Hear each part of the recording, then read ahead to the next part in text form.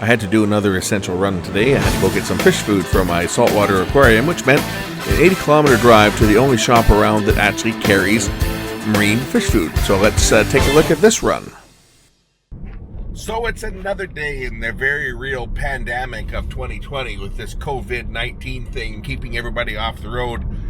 And doing business is a little different than it was just a couple weeks ago. For one, there's hardly any traffic. But two, a lot of places aren't open. And those that are doing business totally different than they did prior to this event. Today I have to venture out again. It's not that I want to, it's just that I have to. Because I do need to get some fish food for my saltwater aquarium. And there's only one place in all of the lower mainland that carries fish food for marine aquariums. And that's because of some stupid local ordinance bylaws in many of the municipalities and cities which bans the sale of marine fish. And I happen to live in one of those such communities which doesn't permit marine fish to be sold. And all the neighboring communities directly around me are also in the same boat.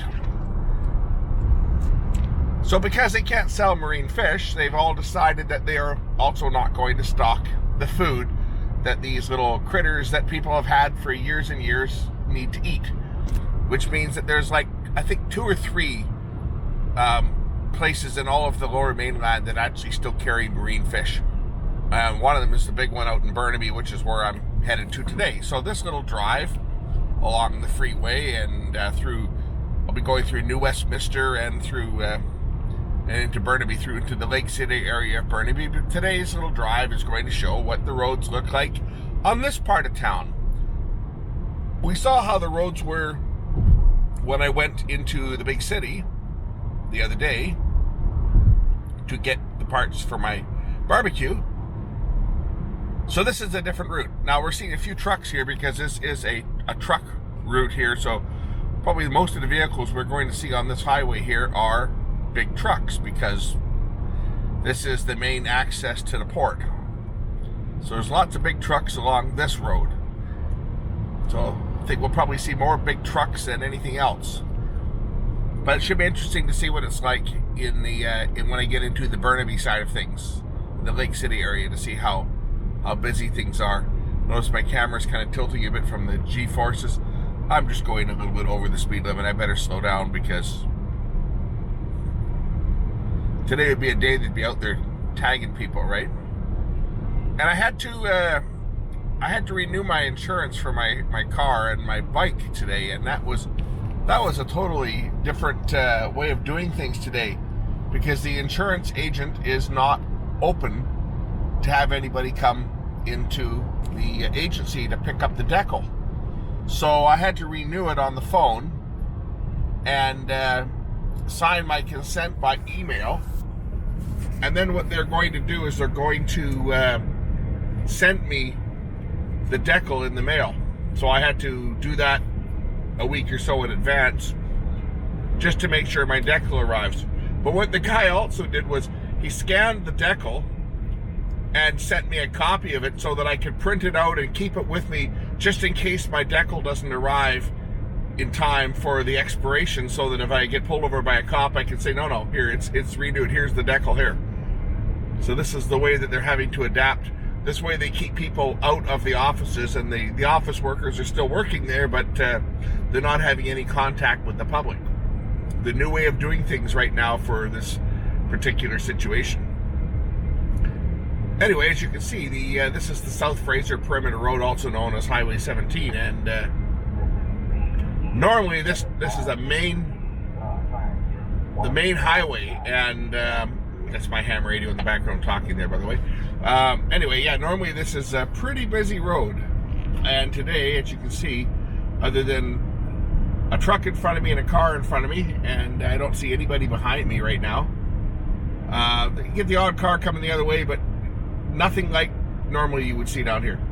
Normally, this would be wall-to-wall cars all day long.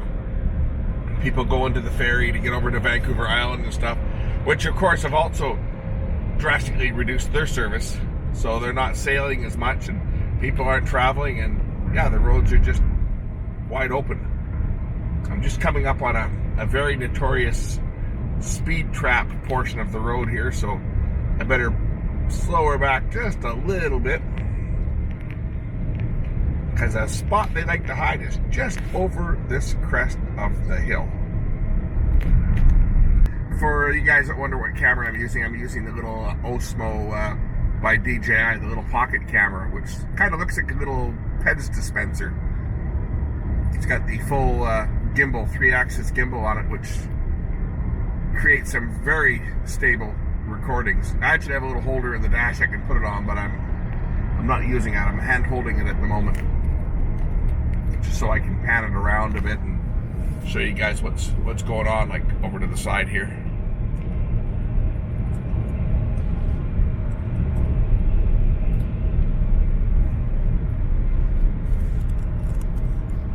Anyway, that's the freeway. We'll pick this thing up in a bit when I get a little bit closer. So now we're on the Fraser Bridge. This is the movable barrier bridge. This barrier to my left here, they can actually move it back and forth. And they haven't been doing it for the last couple of weeks because the traffic demand hasn't been enough. But in the morning, they normally move this over, so there's 4 lanes going in and 3 lanes coming out, and vice versa. In the afternoon, they put it back where it is now. So there's 4 lanes leaving and 3 lanes going in over the river. I'm heading northbound now. There's a machine called a lane zipper. I've showed it before in prior videos that moves this barrier. They can switch this thing back and forth in about, I think, a little under an hour. It's pretty quick when the machine's working. Just picks them up and moves them over and drops them down. It's kind of cool to see it in operation.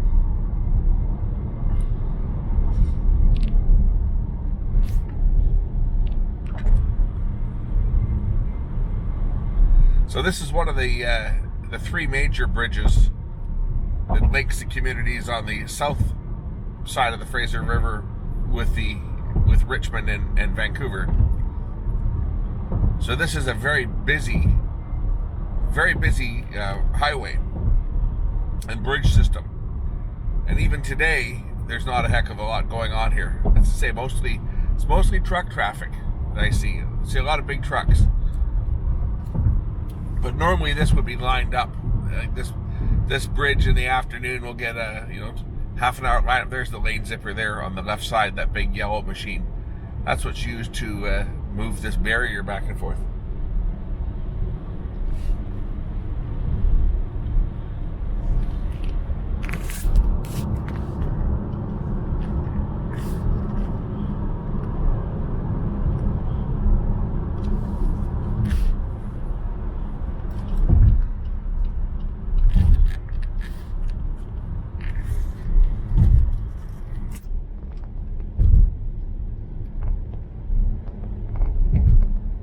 Take the right lane towards New Westminster, as I have to go right through to get to the Lougheed Highway. I'm going to go up North Road and then up the Lougheed Highway to get to J&L Aquatics. And I should be able to do this on battery, no problem. Again, it's around a 85 to 90 kilometer round trip. So I say, they haven't made things easy for me, have they? But I have to do this every couple of months because, of course, the fish have to eat, and I don't want to buy too much. So I buy them a jar of their pellet food, and that's typically good for about 3 months. But it was certainly a lot more convenient when I could have gone to the local PetSmart and just bought it there. But nope. They have to make things difficult. Chain-wide, they're not carrying marine fish food anymore, which is kind of odd because I'm sure there's still a fair number of people that have marine aquariums. Just coming up on the Queensboro Bridge now. This is another one where there's always a bottleneck here in the afternoon.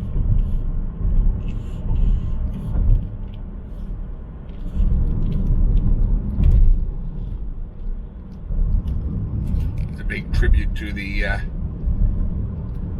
primary care workers there, ambulance and nurses and doctors. Thanks for keeping us safe. Every night at 7 o'clock over the last couple of weeks, there's been a tribute given to all the first primary care workers in the hospitals and nurses and so forth. Everybody's making noise. It started out as just a salute to those workers. People living in the areas of the hospitals would do it, but over the last couple weeks, and it's turned into a full citywide and everywhere. It's 7 o'clock at night. You'll hear all the noise. People started out with people banging pots and pans, and now there's car horns that are going off, and people are setting their house alarm systems off, and even the fire department, they'll crank up the siren and let the thing blast for a good minute there every single night at 7 o'clock. It is just amazing how the communities come together in terms of this whole pandemic and everyone staying home. Except for those of us that have to work, which I'm one of them. I'm an essential worker, so I'm on days off today. I get my days off during the week, which is nice. Today, when I get back from this little journey, I think I'm going to get my Harley on the road and take it out for a drive. I'm gonna dig it out of the garage and wash it first. It's been sitting in there all winter. It'll be the first time I've ridden it this year.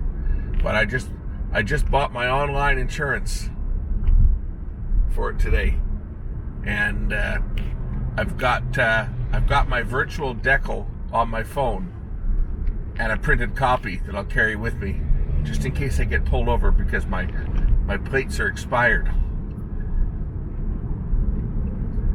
But I'm going to take that out a little bit later today, since there's no traffic. Kind of nice to go for a little ride. It's a beautiful day today. Of course, by the time you guys see this video, this will already be done, because even though I'm filming this on Wednesday, it may not get posted until next week.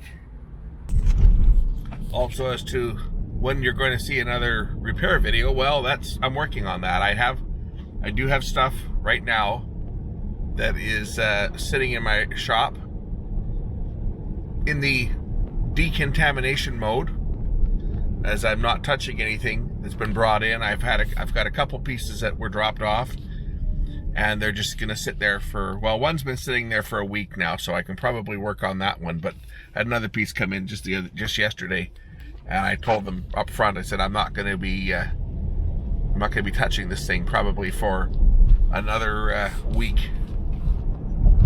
I think we'll go through the city. We'll go up. This is Columbia Street. As you can see, the parking is pretty empty here.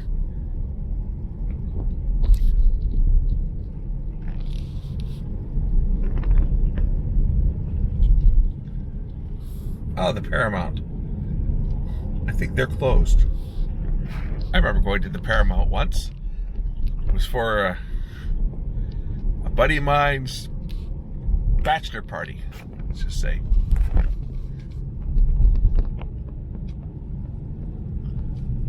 For those that don't know, it's a strip joint. Oh, the jewelers are closed. Royal City Jewelers and Loans all barred up. Everything, a lot of these places are closed. As I say, there's the odd person on the road, or the odd person on the sidewalk, but like it was in downtown Vancouver, it's pretty quiet. Let's put the side window here.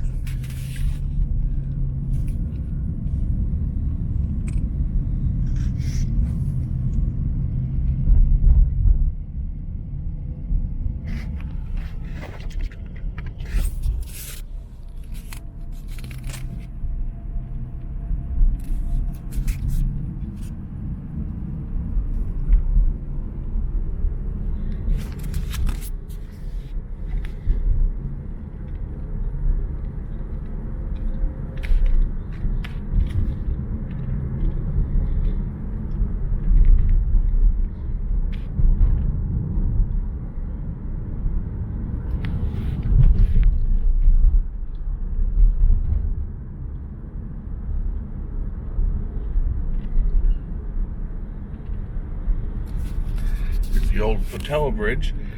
That bridge is being replaced, and there's the old train bridge down there as well. That's the train bridge that I went across when I filmed that train video all those years ago. Went on the train on that bridge that goes over to Surrey.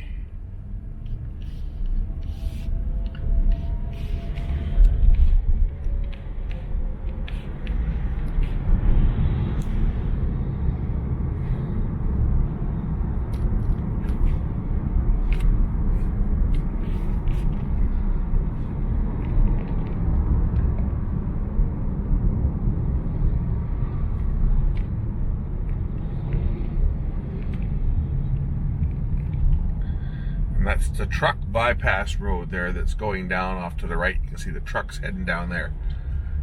So that bypasses all the downtown stuff. So all the commercial vehicles have to go down that way.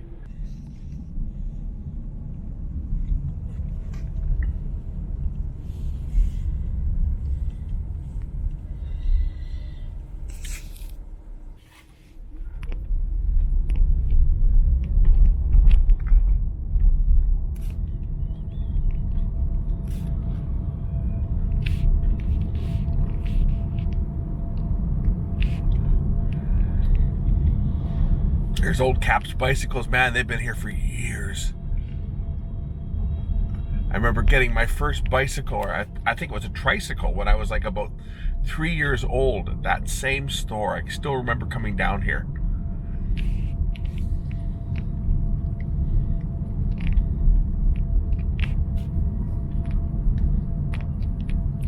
All these shops closed up.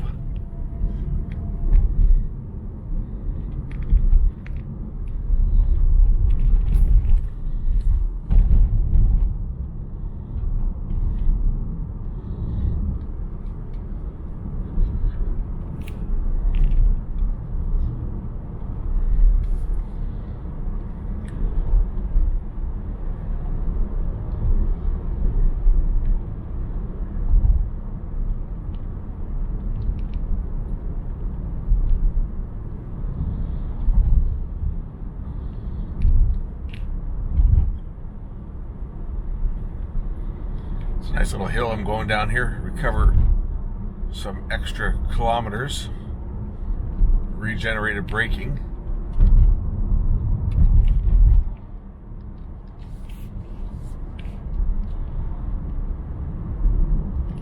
Got lots of range remaining.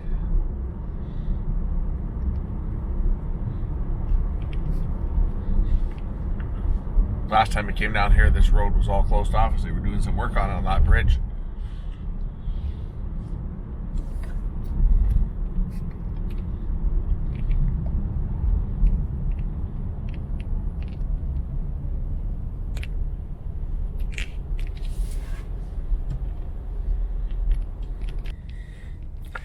Here we are coming up on, this is Rochester and North Road, but we'll be coming up on Lougheed Highway at the next light, and this is where I got to turn. And this is a very busy part of town. I think today we're going to see a little bit less traffic than normal. So you might make this left turn light. I should. Yep. Problem at all.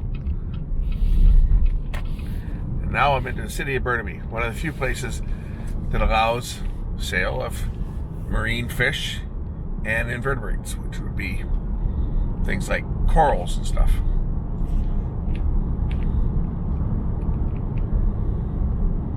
At least that's what they tell me at the shop when I was asking them why they're the only ones around. That's what they said. They said, yeah, the cities have passed bylaws in other areas like Vancouver and Coquitlam and Surrey and Delta and Richmond that they forbid them to sell marine fish and invertebrates. So they, I guess they could probably still sell the fish food, but a lot of these shops, because they can't sell the fish, they've just decided we're not going to carry any of the supplies. We're not going to carry salt. We're not going to carry the chemicals. We're not going to carry the food. We're going to wash our hands completely of it. So that leaves this shop, and there's one out in Langley, I believe, that's still around that I can go to if need be, but it's further away. And this one's bigger. So it's just up the road here a bit.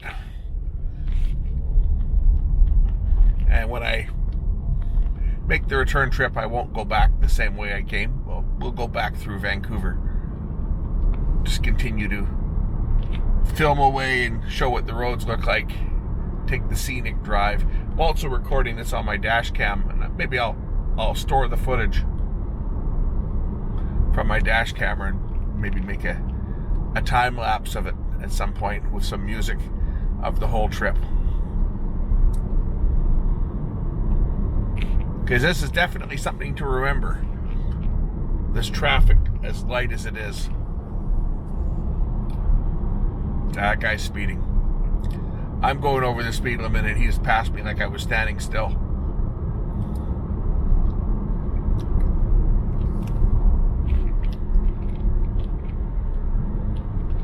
Oh, red light camera at this intersection. Normally there's a huge line up here on this left turn lane to get onto the freeway. Like that.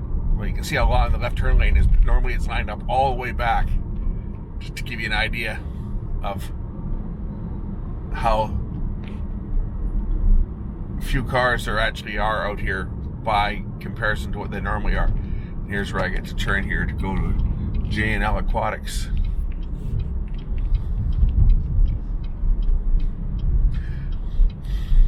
Surprised they're open, but they said when I phoned them that they are an essential service because, you know, people do need to pick up supplies. Just like pet food stores, right? People do have to pick up supplies, and I guess they also have to go there to feed the fish. So, but they're only open like 6 hours a day. They're open till like 8 o'clock at night. The lady I talked to on the phone, she said, "Yeah, we're only open till 5 today." So it seems like they're that way every day now. Probably will continue for the next couple months. So there the place is, J&L Aquatics. They say this whole place is pretty quiet.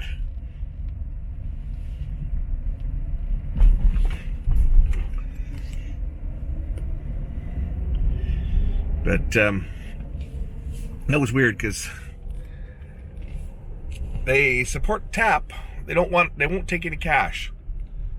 So they support tap, and when I went to tap my phone, it said mobile payments not supported. And my credit card doesn't have tap on it. Well, it does, but it doesn't work because I think the card has been bent a couple too many times in my wallet. RFID doesn't work.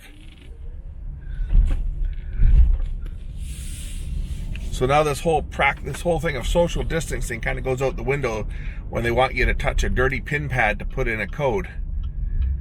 I use the package of the fish food to press the buttons. Am I paranoid? Not at all. But I don't want to catch this bloody thing because, you know, people are dying from this virus, and you don't want to be exposed to it. That's for sure. So here's Lougheed, and we're going to go hang a left this time and take a drive up the rest of the Lougheed Highway and see what that's like into Vancouver. Still got more than 50% of my battery left, so I got lots of battery to make it back home. It's one of the advantages of driving an electric car is I don't mind making these long trips to have to pick things up because total cost for this trip in electric power will be about $1, just a little over $1, between $1.20 and $1.50 is typically what it costs to charge the battery up on this thing from a completely dead battery.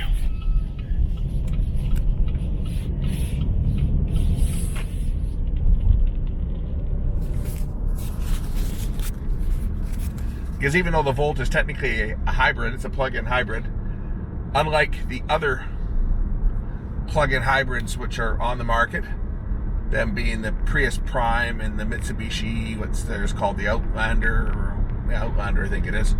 and the other ones that are out there that are plug-in hybrids, they all use a gas engine if you floor it, and if you go over a certain speed, the gas engine starts. So they always will burn a little bit. They'll stay on battery power for up to the range of their limit, but they typically have a really short limit. Like the Prius, I think, is around 40 kilometers, as is the Mitsubishi, 37 kilometers, which is about 20 miles, right? Which is nothing. The last generation of the Volt, from the 2016 model year to 2019, had a 55 mile range, so close to 100 kilometers. And that's what type of range I get on this. So, and it stays in battery power at all times until like at all speeds, right from right up to the top speed of 162 kilometers per hour, 100 miles per hour, 101 miles an hour actually. But right up to the top speed, it stays on battery. You just use it faster when you're going fast. But it never starts the engine at all until the battery is completely depleted. So it makes for very economical driving. Plus the fact that I've got a tank of gas and a backup engine there so that I can drive to the limits of the tank, which a full tank of fuel, which is about 35 liters, is good for around 615 kilometers. So with a full charge and a full tank of gas, I can go just over 700 kilometers before I have to fill the tank up. And then it's just 615 per tank on regular fuel on the second generation.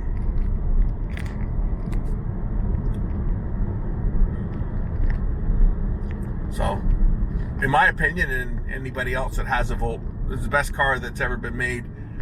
Best car GM has ever made. That's why I bought a second one.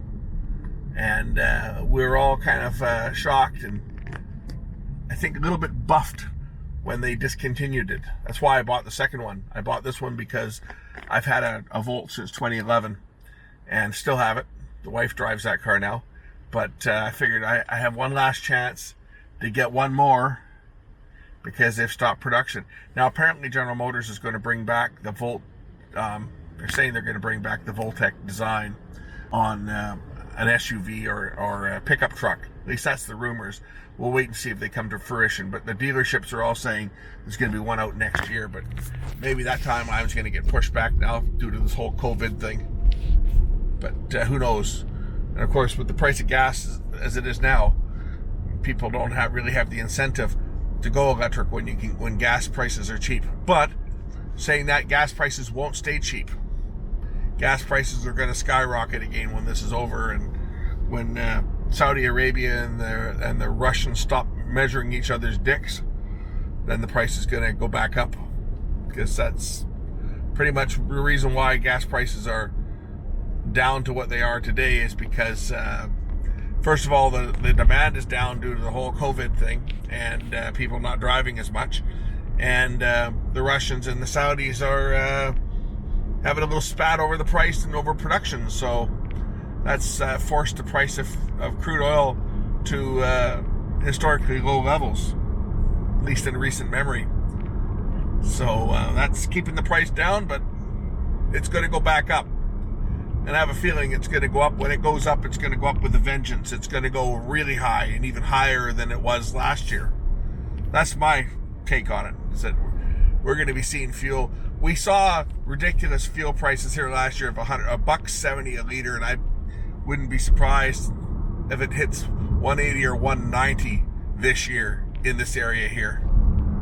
Maybe even cracks $2 a liter for the high test stuff. Scary. It's expensive, but in those situations, these cars make perfect sense because they cost virtually nothing to operate. See, I'm not even using my brakes to slow down. I'm using regenerative on demand.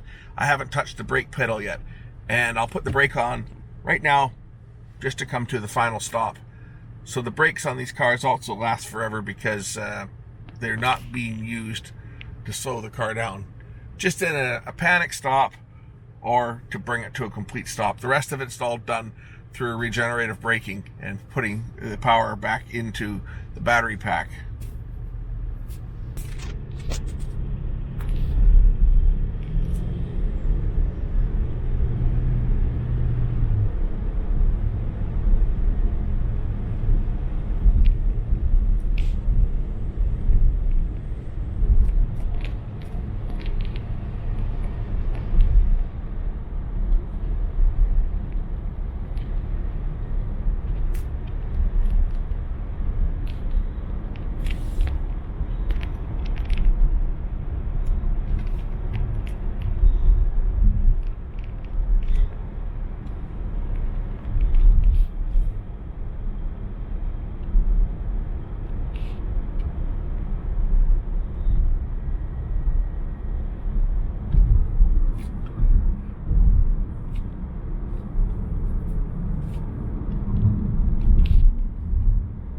Oh, there's Beta Street. I don't think we'll see a VHS Street, but there is a Beta Street. Or Beta Avenue, I guess it is. There's an Alpha Avenue, too. Did we notice if there was a Charlie one behind that? Maybe there was.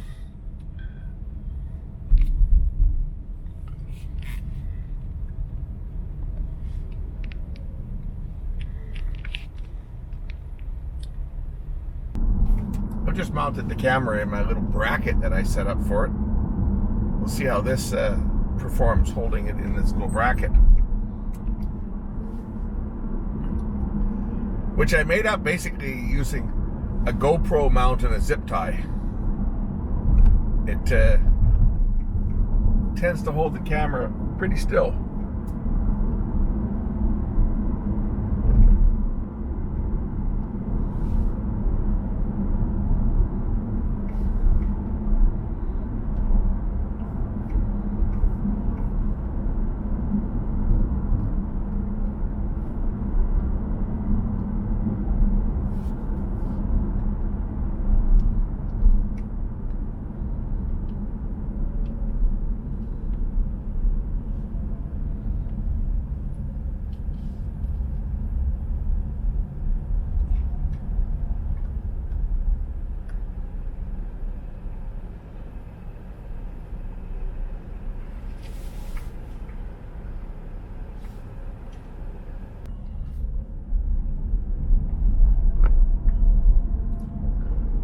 So this is Boundary Road.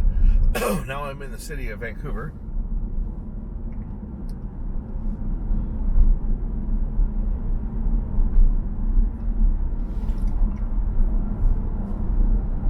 And this is normally a very busy corridor that I'm on here.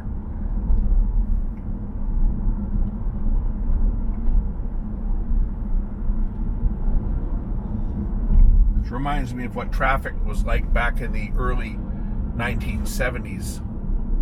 I can remember going into the big city with my parents as a young kid, 9 or 10 years old.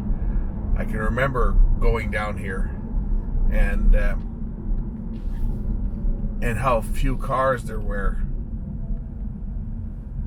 There also wasn't all the big buildings that there are today too, right? It was the growth of this area has just been over the past 40 years has just been incredible. Rupert Street here at Lougheed Highway.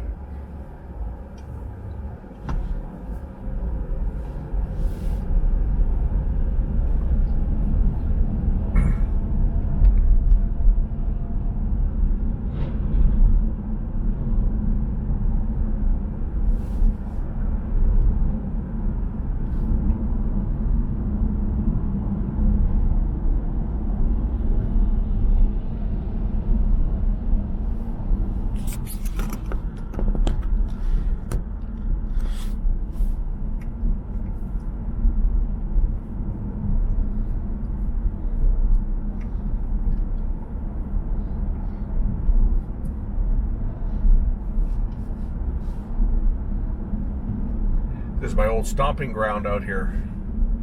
I didn't grow up out here, but my wife is from this area. And back when I first met her, I spent a lot of time driving back and forth to her place. She actually lived just up the street here just off Renfrew Street. So this intersection is one that I know all too well.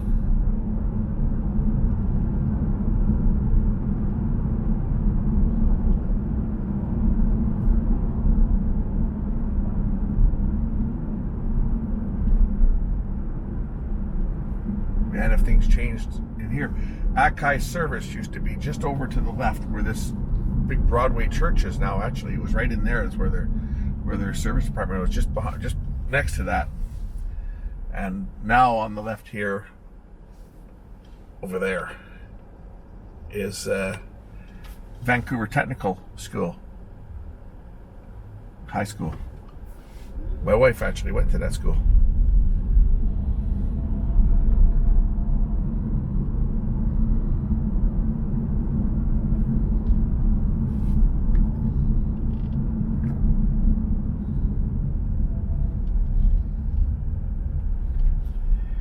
And it looks pretty much the same as I remember it.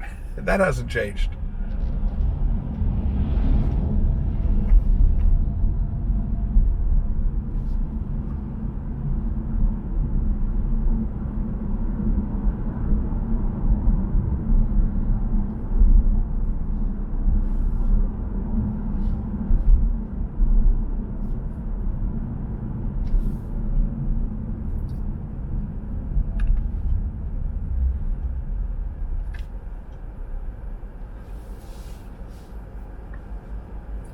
So the road that we're on now is East Broadway. It was the Low-Eat Highway, but it turned into Broadway right back there at Boundary Road.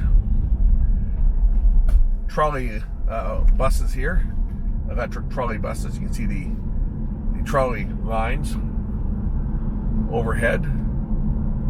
Supply 600 volts DC for the electric buses, and Vancouver has had electric buses, well, since before I've been around, since the day of the streetcar, basically, when the streetcars were phased out, they were replaced with electric trolley buses, and they've kept them ever since.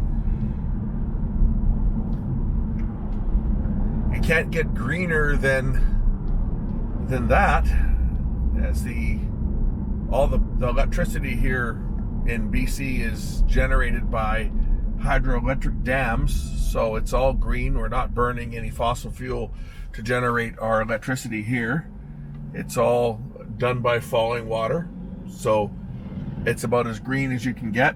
Same with anybody who drives an electric car in this area in BC, is anywhere in BC, because it's all BC Hydro and it's all hydroelectric power. So we can drive around and don't have to have it on our conscience that we are causing any pollution.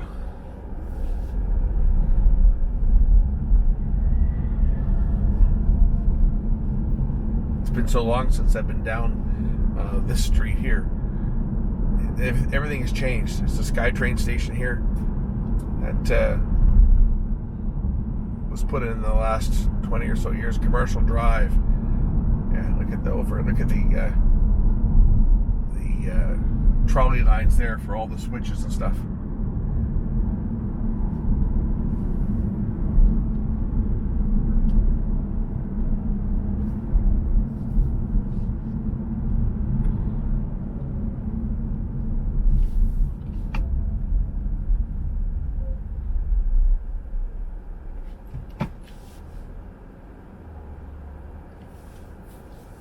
According to my battery gauge, I've used, I guess, about almost 2/3 of my battery. A little over half, not quite 2/3 yet. I've done 53 kilometers, and according to my battery remaining gauge, I've got about 39 remaining. Then I'm going to turn here onto Clark Drive. This is the way to get out of the city. Oh, gas price is even cheaper here, 89.9. That's the cheapest I've seen it in the city. Now, a month ago, that would have been about $1.40 a liter.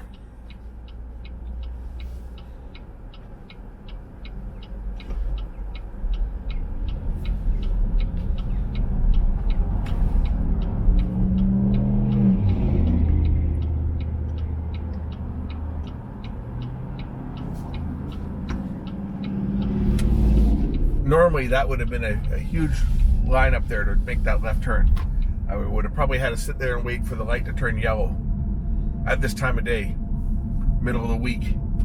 It's 2 o'clock here in the afternoon, and this is about the time when rush hour starts. It typically runs from about 2 to 6 as people start getting off work between 2 and 3, those that start early. But as I say, right now, a lot of people are working from home, and there's not a lot of traffic, which is kind of nice. That's why I'm filming this little trip, is because I don't know when we're going to see anything like this again. Oh, there's a marijuana store on the right, opening soon. You can say that to my American viewers because, of course, marijuana is legal in Canada, cannabis, and they sell it in stores.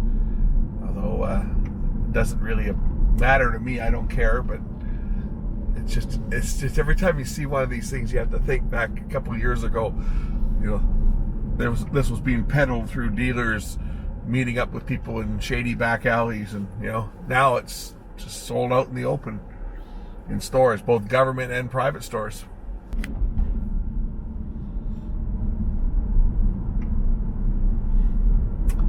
This has really changed too. I remember this whole median down the middle of the road. This is something that's, I don't know what year it went in because I haven't driven this way in a long time. But I do remember when I used to come down here that wasn't there. So I haven't been down this way in, gosh, 25 years.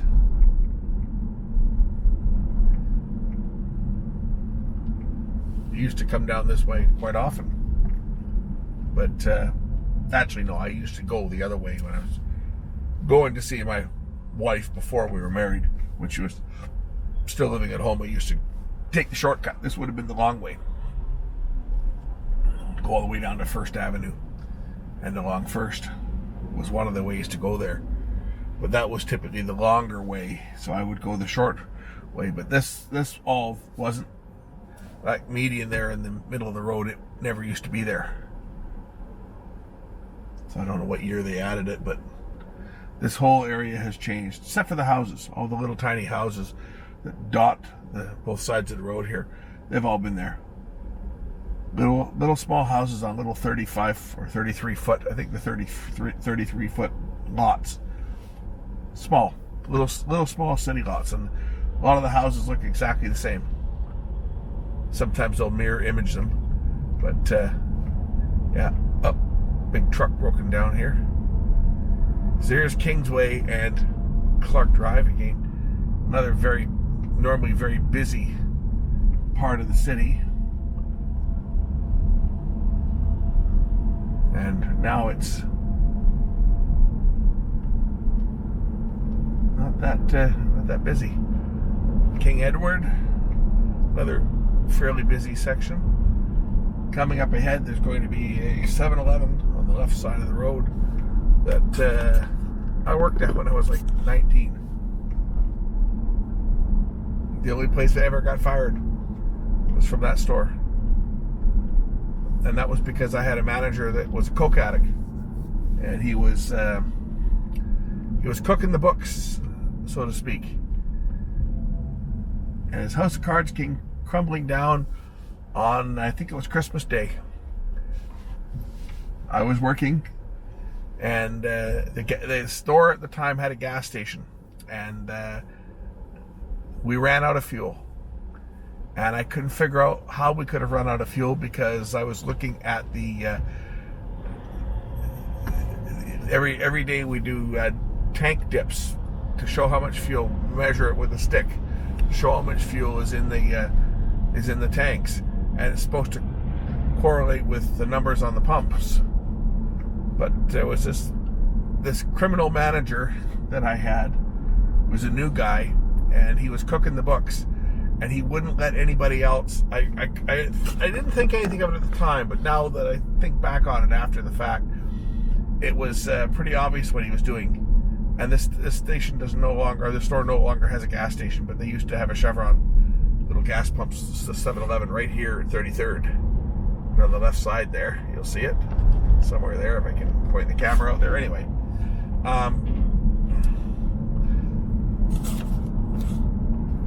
that store had a Chevron. I think it was the only 7-Eleven in the Lower Mainland that actually had a Chevron gas station. The rest of them were most of them were Esso or Petro-Canada, but most of them were Esso. So they're pretty proud that this one store had the Chevron brand. Anyway, I was working away, and somebody comes up and he kind of bangs on the window, and he's like, "You're out of regular." I can't be out of regular. And I was there by myself. You know, it was a very busy day.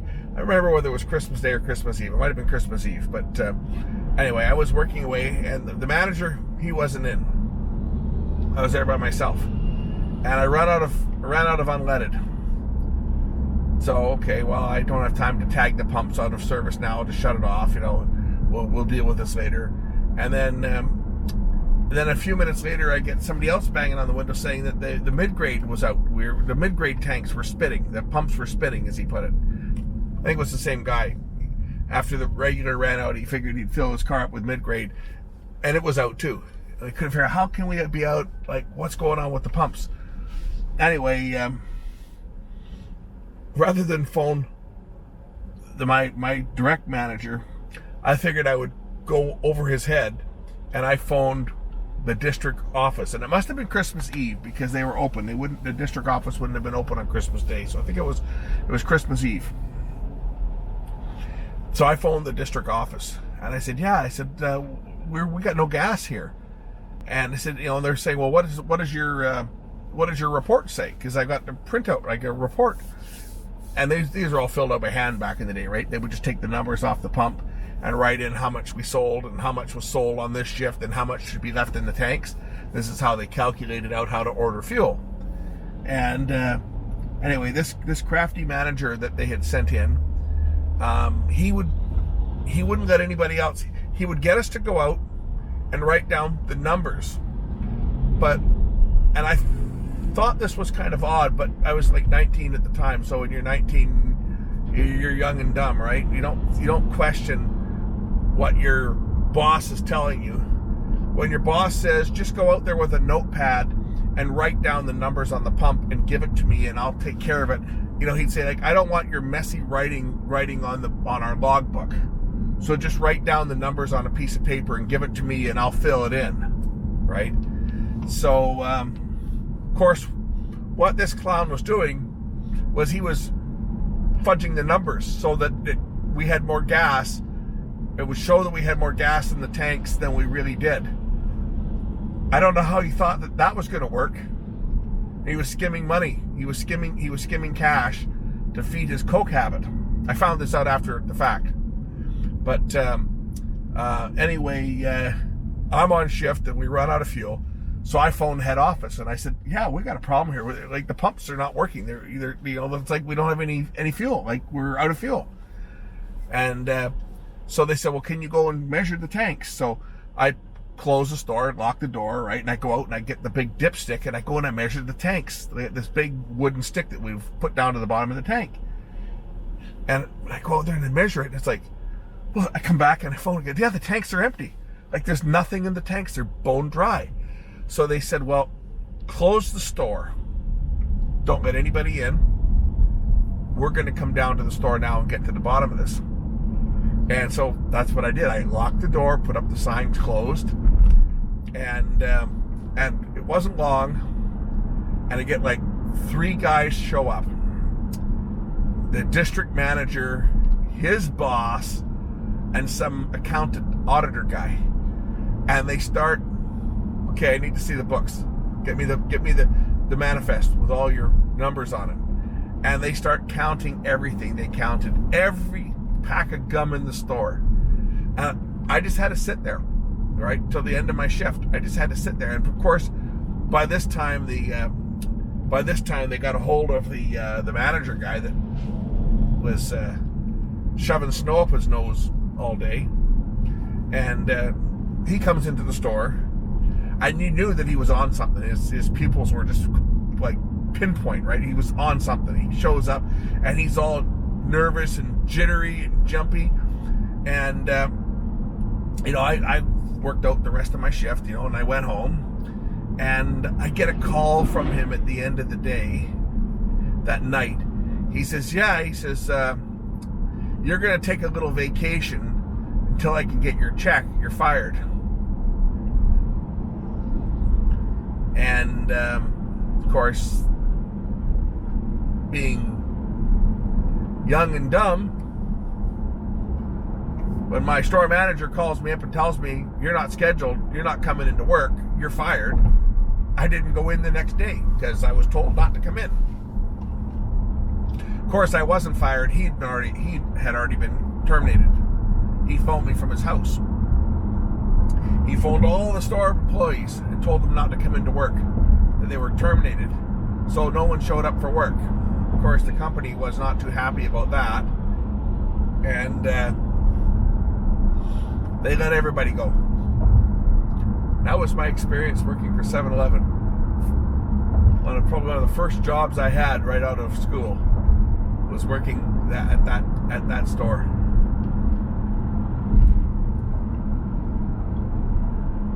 The only reason I was working at that place was so I could afford to put gas in my car. And it was shortly after that that would have been 1980, I want to say 82.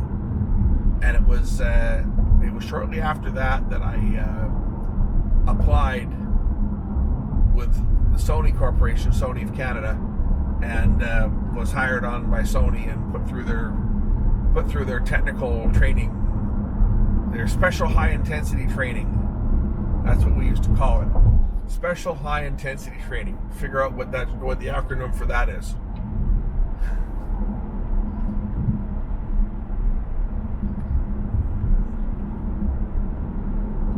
Anyway, now back over the Knight Street Bridge there, and I say this time, normally this bridge is backed up at this time in the afternoon. I got 34 kilometers of range remaining on my battery, and it's only about 20 kilometers to get home, so I'll get home with plenty of charge to spare. I've used 9.7 kilowatt hour of battery. So my old car, my old 2012 Volt, if I was driving that on this trip, it would be switching over to gas right about now at this point, because it only had a 10 kilowatt usable power in the battery. It had 16 kilowatt battery, 10 kilowatts usable. It would typically switch over at around 9.8, 9.9, somewhere in there. This one here will go to 14.5. It's got 18.5 total battery capacity, and 14.5 is the usable. And I've used 9.8. So my other car would have switched over just about now in this area here. But this one here, lots of range. Still got, I've now used about almost 2/3 of the battery. I got about 1/3 of the battery remaining right now.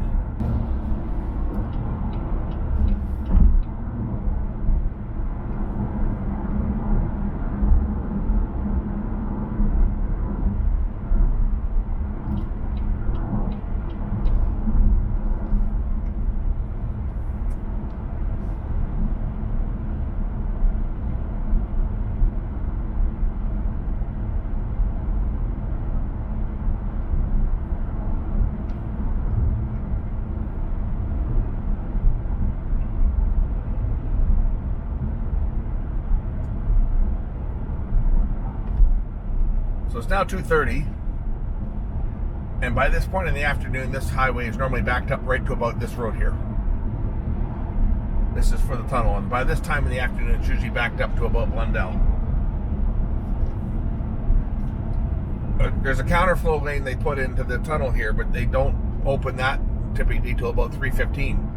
So it starts to back up around 2:30, and then once they open the counterflow, then of course the traffic going this direction will start to clear up. But they're not opening the counterflow lane at all. Look at this jackass. You know, first of all, he passes on the right, but second, he goes into the HOV lane to do his pass. Now he's going to come back into this lane again. No signaling.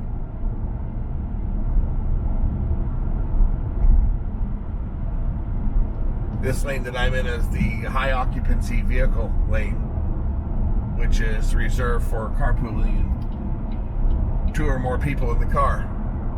But electric vehicle drivers can drive in that lane.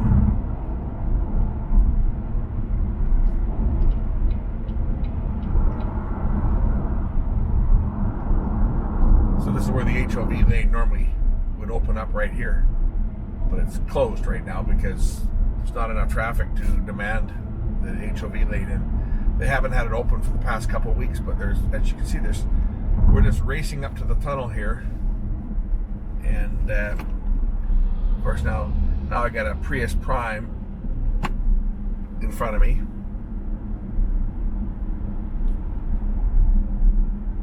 Good chance he's burning gas now because those things only have about a 35 or 40 kilometer electric range.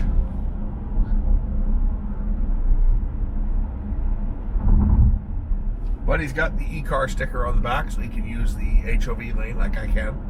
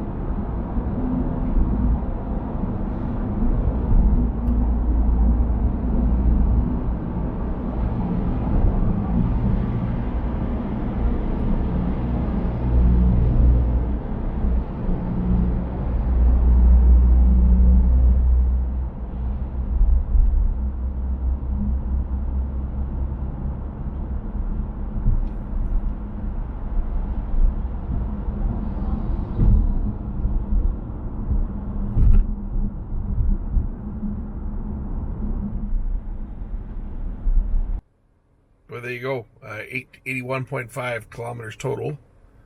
And I used 13 kilowatts of battery power.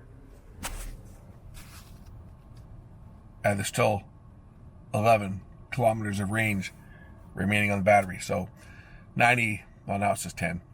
But it did say 11. So 81.5 plus, 11 would be 92 kilometers of range on this charge, which is typical what I get on this car. Even though it's only rated for 80, I typically get between 90 and 95, depending on how fast I drive. Today wasn't exactly an economy trip. I kind of had a little bit of a lead foot on the freeway. So we did pretty good. Thanks for watching. We'll catch you in the next one.